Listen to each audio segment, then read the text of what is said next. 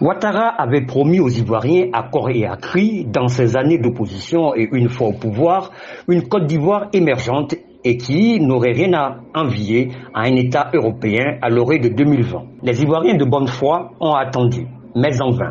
Point de Côte d'Ivoire émergente. Ils avaient oublié que les promesses d'ado ne valent que pour ceux qui y croient. Nous sommes en 2024. Le brave Pierre, comme d'habitude, s'est laissé surprendre par le temps. Le régime Ouattara voudrait donc se ressaisir et rattraper le temps perdu. Surtout que le pays est à quelques encablures de l'échéance de 2025 avec le président Gbagbo et les potentiels candidats à la présidentielle dans les starting blocks. Alors, le président Ouattara fait appel au directeur exécutif du RHDP, le parti présidentiel, en l'occurrence M. Cissé Bakongo, qu'il nomme dans un tour de passe-passe gouverneur du district d'Abidjan. La mission principale du super-maire Bakongo, combler les failles béantes au niveau de l'assainissement du cadre de vie et l'amélioration des conditions de vie des populations du district d'Abidjan et de ses environs. Cissé Bakongo, investi de ses nouvelles fonctions et vêtu de ses nouveaux habits de gouverneur, commence à faire ce qu'il sait le mieux faire, la démolition. Armé de bulldozers et de caterpillars, le désormais papa bulldozer,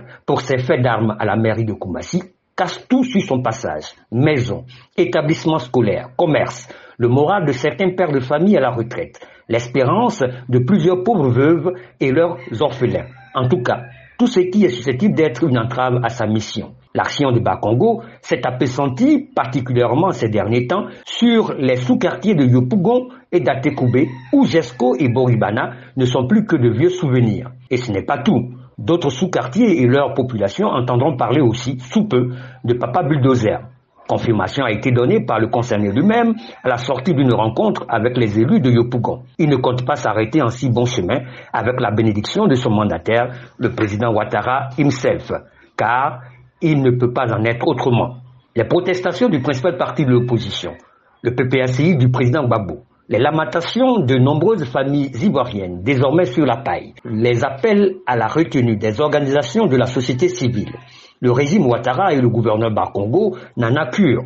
L'on se demande donc, à raison aujourd'hui, en Côte d'Ivoire, devant tant de détermination et d'acharnement à détruire et à humilier la population ivoirienne, quelles sont les réelles motivations du président Ouattara, du RHDP et du tout-puissant gouverneur du district d'Abidjan, Cissé Bakongo, alias Papa Bulldozer. Est-ce seulement l'amélioration du cadre de vie? Si tel en était le cas, on aurait pu s'y prendre autrement, n'est-ce pas?